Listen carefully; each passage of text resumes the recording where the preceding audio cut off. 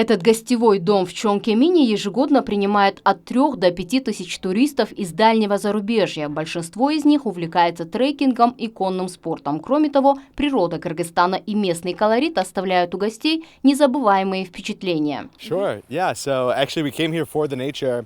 Меня зовут Гордон.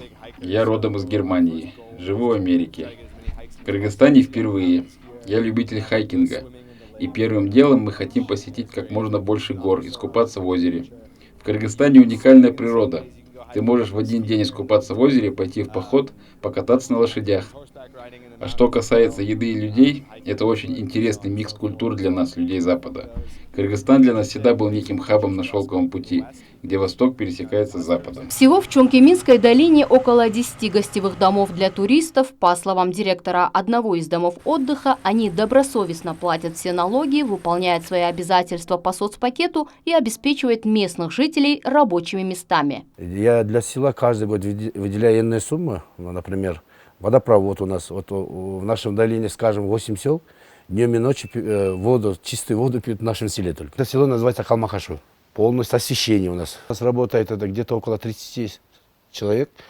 Ну, это обычные сельские женщины, ребята, которые конные прогулки, пешие прогулки. Эта местность находится в 150 километрах от столицы. Тем, кто работает в таких гостевых домах, можно сказать, повезло.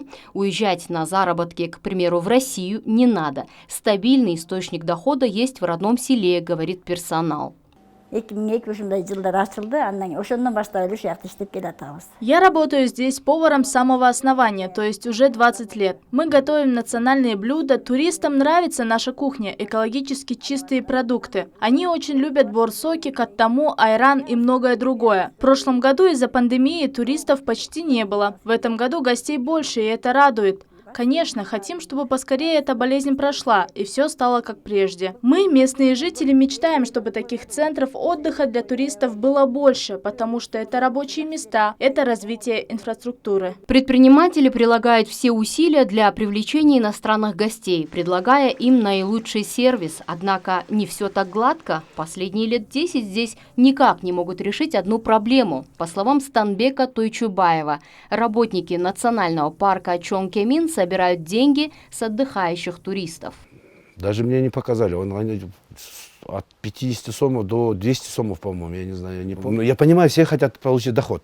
Но не таким же путем. Сидят в конторах, пишут какие-то на одного человека столько, на одного человека столько. В горах как, если идет конный тур, скажем, да, просто какой-то человек останавливает, говорит, давай деньги, например, там 200 сомов, 50 сомов, я не знаю. Ну как-то это же неприятно. Мақсат Бишеналиев, который сопровождает туристов в горных маршрутах, не раз становился свидетелем подобной ситуации. Тоодо мисалы үчүн жанагындай бир мусор эмелер болсо ушулардын баарын терип наоборот кайра жаратылышка жакшы эме алып келишет булар. Булардан эч зыян жок. Туристы, особенно из дальнего зарубежья, не бросают мусор, а наоборот, собирают в пакеты мусор, оставленный местным населением. И неправильно, когда представители национального парка останавливают туристов и требуют с них деньги. Было бы хорошо, если бы этот вопрос наконец-то решили. Возможно, договорились с гостевыми домами. Нельзя на дороге останавливать туристов. Это сильно их разочаровывает, и у них остаются неприятные впечатления от всего отдыха.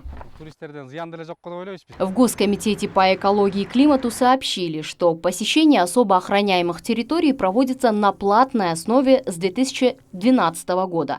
Тогда было принято соответствующее постановление правительства, и сотрудники национального парка Чонкемин обеспечивают реализацию этого документа. То есть сборы денежных средств с отдыхающих на его территории законны, но сам механизм, по-видимому, нуждается в усовершенствовании. Контрольно-пропускной пункт Государственного природного парка Чонкемин находится до населенных пунктов. А при выезде получается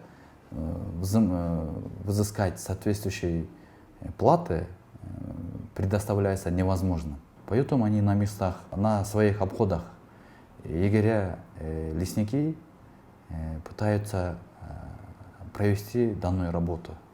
Если есть отдыхающие, они просто просят, чтобы они предъявили документы, которые подтверждают об оплате за посещение территории Государственного природного парка. Для решения этого вопроса руководство департамента пообещало уже в ближайшее время провести совместную встречу с представителями национального парка и гостевых домов. Для чиновников также важно сохранить туристическую привлекательность региона.